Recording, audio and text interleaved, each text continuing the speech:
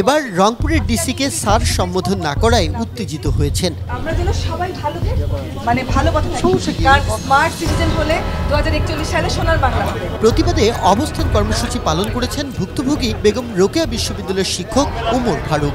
না এটার বিষয়ে কি আর কথা বলা দরকার আছে? এটা নিয়ে আর না কথা। বিকেলে একটি সামাজিক কর্মসূচিতে অংশগ্রহণের বিষয়ে জেলা প্রশাসক ডক্টর চিত্রলেখা নাজনীনের কার্যালয়ে আলোচনা করতে যান ওই শিক্ষক। আলোচনা শেষে বিদায়ের মুহূর্তে ডিসিকে আপা সম্বোধন করায় ক্ষিপ্ত হন তিনি। এতে অপমানিত বোধ করায় ঘটনার প্রতিবাদে ডিসির কার্যালয়ের ফটকে প্লাকার্ড নিয়ে অবস্থান নেন ওই শিক্ষক ও তার ছোট মেয়ে। আমি যখন তাকে বলি আপা ঠিক আছে ধন্যবাদ, এই কথা বলে যখন আমি তার কাছে চলে আসবো তখন তিনি বললেন যে আমাকে আপা বলছেন, এখানে একজন পুরুষ বসে থাকলে তাকে কি বলতেন? আমি বললাম তাকে আমি ভাই বলে ডাকতাম। তখন উনি বলছেন এই চেয়ারকে তো স্যার বলে সম্বোধন করা উচিত, এই চেয়ারে যিনি আছেন তাকে স্যার বলে সম্বোধন করা উচিত। তখন আমি তাকে বলেছি you're the servant of the state, আপনি এটা কেমন করে প্রত্যাশা করেন যে এই চেয়ারকে স্যার বলে সম্বোধন করতে হবে? এটা বলে আমি বেরিয়ে আসি। বেরিয়ে আসবার পর আমার কাছে মনে হয়েছে যে আমি একজন বিশ্ববিদ্যালয়ের শিক্ষকতা করি, এই শিক্ষককে যখন তিনি মনে করেন চেয়ারকে উদ্দেশ্য করে স্যার বলা উচিত, তখন এইখানে একজন কৃষক, একজন শ্রমিক কতটুকু অনিরাপদ হয়ে পড়তে পারে, এই উপলব্ধির জায়গা থেকে আমি এখানে বসেছি।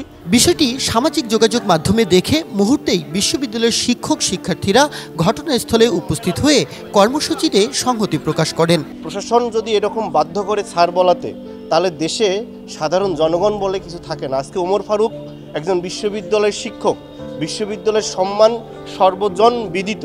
সেই সম্মানকে যখন নতজানু করতে হয়, তখন দেশ এবং আমরা কোথায় আছি, প্রশাসন কোথায় আছে, সেই বিষয়গুলো আমাদের বারংবার ভাবতে হবে। প্রায় ঘণ্টা খানিক পর জেলা প্রশাসক ডক্টর চিত্রলেখা নাজনীন নিচে নেমে এসে দুঃখ প্রকাশ করেন। ভবিষ্যতে এমন ঘটনার পুনরাবৃত্তি না করার প্রতিজ্ঞা করলে কর্মসূচি প্রত্যাহার করা হয়। এখন একটা ভুল বোঝাবুঝি ছিল, জেন্ডার ইস্যুতে সমস্যা ছিল, দ্যাটস অল, আর কিছু না। ঠিক আছে, থ্যাংক ইউ আপনারা যে এইভাবে আসছেন এজন্য ধন্যবাদ। আমার রিয়েলাইজেশন জায়গাটা হলো ঠিক আছে। এর আগেও ডক্টর চিত্রলেখা নাজনীন জেলা প্রশাসক কার্যালয়ে প্রবেশে আপত্তিকর নিয়ম চালু করে বিতর্কের জন্ম দিয়েছিলেন।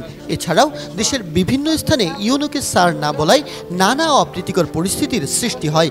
হরহামেশা সেসব গণমাধ্যমের শিরোনামেও উঠে আসে। এটি জানবার পর আমার দুটো দায়িত্ব আমার তৈরি হয়েছে। দেশের একজন নাগরিক হিসাবে আমার মনে হয়েছে যে তার এই কর্মসূচিতে পাশে দাঁড়ানো দরকার।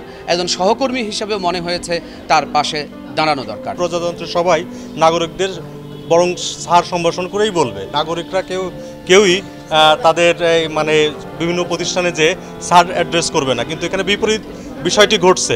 সরকারের কর্মকর্তা, আমরা সবাই জানি সরকারের কর্মকর্তা বলে কিছু নাই, কর্মচারী। সরকারের তারা সেবা দিতে বাধ্য।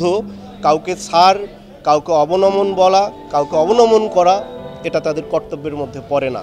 তাদের এই আচরণ অবশ্যই শোধরাতে হবে।